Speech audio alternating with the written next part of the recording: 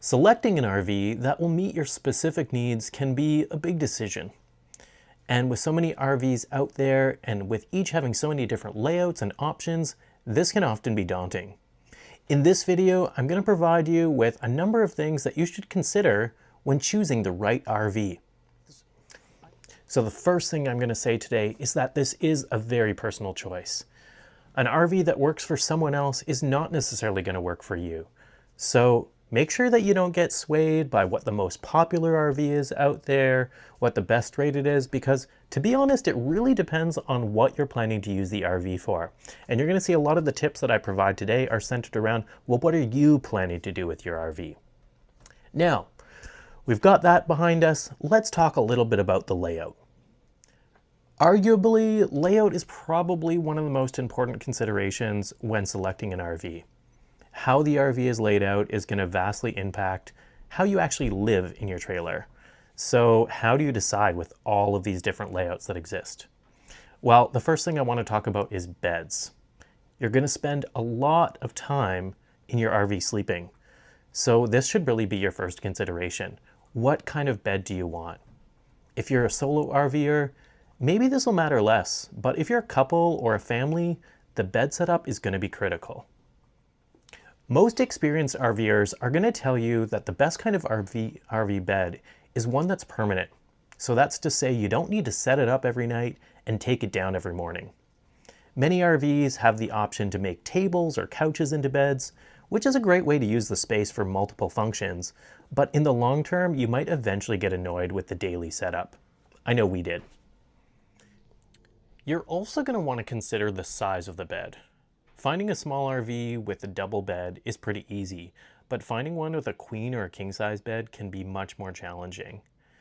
But honestly, if you and your spouse like to have space in bed, consider options that are going to give you that larger bed.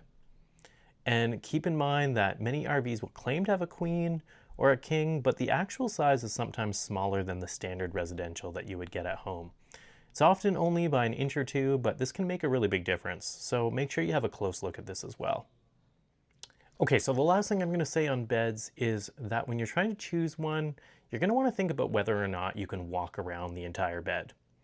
Because of the limited space in small RVs, you're going to find that in most cases, you'll only be able to get in and out of the bed from one side, which means you or your spouse is going to be climbing over each other in the middle of the night if you need to get up.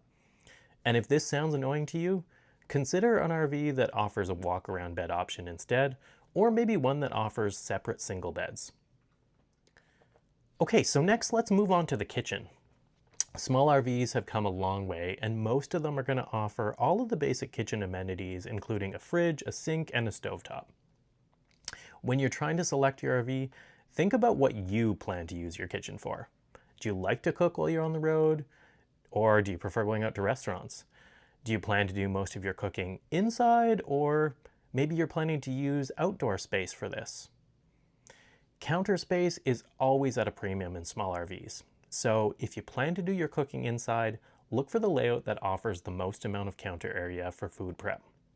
Many RVs offer small pop-up counter extensions as well, which at first glance, honestly, they look pretty small, but trust me, they make a world of difference when you're trying to cook in a small space. If you do plan to do most of your cooking outside like us, look for an RV that offers things like outdoor sinks or outdoor food prep areas.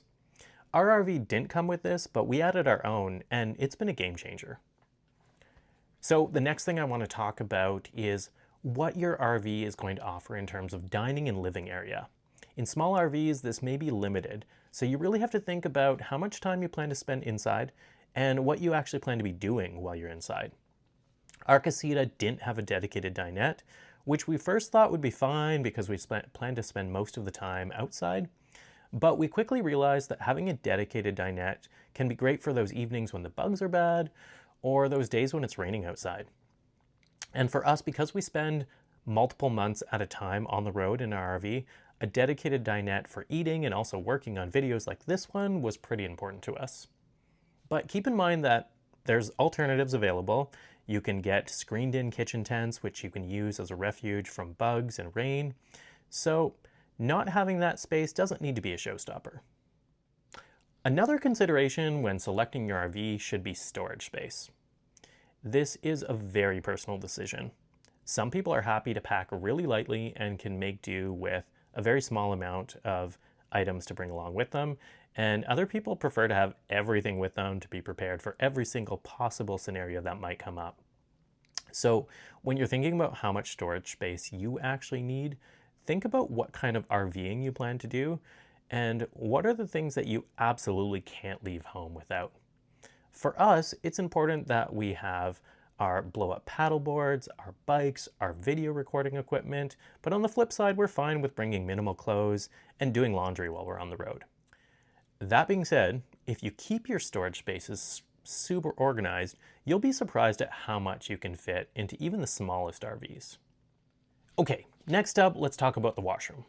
Many small RVs are either going to have no washroom or a very small washroom. So for some, this is going to be a pretty critical consideration. If I wake up in the middle of the night, I don't want to leave the RV and walk to the closest outhouse. So for me, having a toilet in the RV was a really important consideration. But of course, there's a trade-off because even small RV washrooms do take up really valuable space. So consider whether or not this is important for you. Most small RVs that have a toilet will also have at minimum a wet bath. So wet bath is basically means that there's no separate shower space. You're simply showering right in the washroom, so everything in there is going to get wet. But as you move up to slightly larger RVs, you'll start to find some options that provide a separate shower. And if you plan to shower regularly in your RV, I'd recommend getting an RV with a standalone shower versus a wet bath. We have a wet bath in our Escape 19, but we prefer to shower in the campground provided showers or outside if we're boondocking. All right, so enough about trailer layouts. Next, let's talk about something that's also pretty critical, water and power. So lots of important considerations here, and I'm going to start by talking about power and the power systems that you might get with your RV. So you're going to want to think about what type of batteries that your RV is going to come with, and also does it have solar panels. Most experienced RVers will tell you that they've bought an RV and they've chosen the lithium battery option, or they've upgraded to lithium batteries afterwards. And that's actually something we've done as well. So why lithium over lead acid? Well, lithium batteries provide you with a longer battery life, which is particularly important if you plan to camp at locations where you won't be connected to shore power.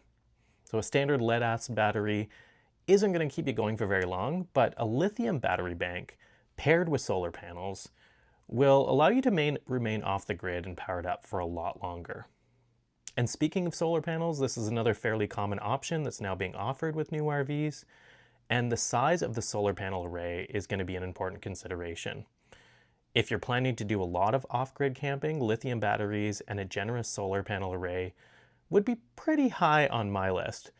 But if you're planning to primarily camp at parks that offer power hookups, the added cost of these options likely won't be worth it for you. The nice thing with both of these things is that you can add them to your RV later on. So if you decide that later on you're going to do more off-grid camping, you can add these, so don't worry too much about that.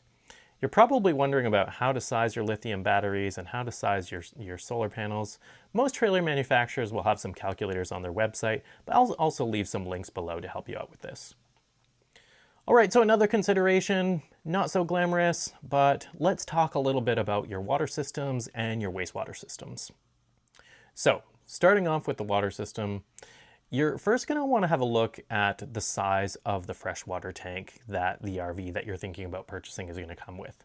And if you plan to camp in places that don't offer water hookups, this is going to be more important to you. The freshwater tank capacity is going to make the difference between how sparingly you need to be with your water when doing things like dishes and flushing toilets and showering.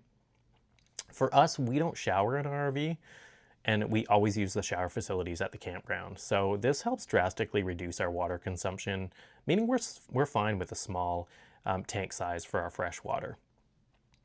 When we are camping without water hookups, however, we do bring along a 5-gallon jug so that we can refill our tanks. But honestly, this is probably not a great option for most people because they're pretty heavy and it's pretty inconvenient to do it. So you really want to think about the tank sizes and a tank size that accommodates what your family's needs are going to be. Again, I'll leave some handy calculators below in the video description so you can figure this out for your own situation. And the next thing is the Blackwater tank. So also an important consideration, this is the tank that holds everything that gets flushed down your toilet. And if you plan to use campground outhouses, this might be less important. But if you'd rather be using your own toilet all the time, the Blackwater tank size is going to become pretty critical for you. And talking about all of this, you're also going to need to consider how many days you're typically going to be camping for.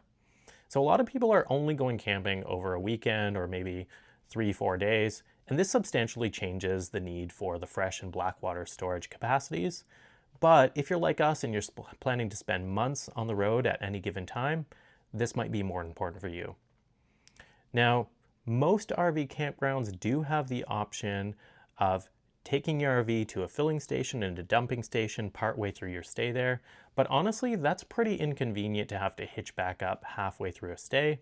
So if you can get an RV with tank sizes that will bring you through the entire period that you're camping somewhere, you're probably really going to appreciate that down the road. All right, next consideration, and arguably the number one thing that you should be thinking about when you're first selecting your RV, it should be the weight. You need to buy an RV that you're actually going to be able to tow. That's to assume that you're planning to take your RV places. So check your vehicle's tow rating and narrow down your options based on your tow capacity. The best practice is to not exceed 80% of your vehicle's rated capacity. Now, RV manufacturers will often list a dry weight and a loaded weight or a gross weight. So you also need to factor that in. Don't rely on that dry weight, because think about this, you're probably going to add some water into your tanks, you're going to load your RV with all of the things that you want to bring with you, and that will add to the weight of your RV. Make sure you stay within that rated capacity. Another factor, especially with small RVs, will be the number of axles. So many small RVs are only going to come with one single axle, but as you move up to things that are slightly larger, like 19 feet and above, there starts to be options for dual axle RVs. And the advantage of these dual axles is a smoother ride and also extra safety in the event of a tire blowout. So for us, dual axles was a major factor when we decided which RV we were going to buy. So there you have it. Those are some really important considerations that I would strongly think about before you go out and buy that RV. But like I said earlier, don't get swayed by the hype, don't get swayed by your friends. This is a very personal choice, and it really comes down to how you are going to actually use your RV. Are you going to be going to state parks and provincial parks that maybe offer less services? Are you going to be going to KOAs that are full service and give you water hookups and sewer hookups? How long you're going to be on the road for? How far are you driving with your RV? All really important considerations. Again, if I missed anything in the video that you'd like to know more about, please leave a comment below. I hope you'll subscribe and like this video if you enjoyed watching it today, and I hope to see you soon on the road. If you enjoyed this video, don't forget to subscribe to our channel. It really does help us out. And don't forget to come back tomorrow to see where we go next.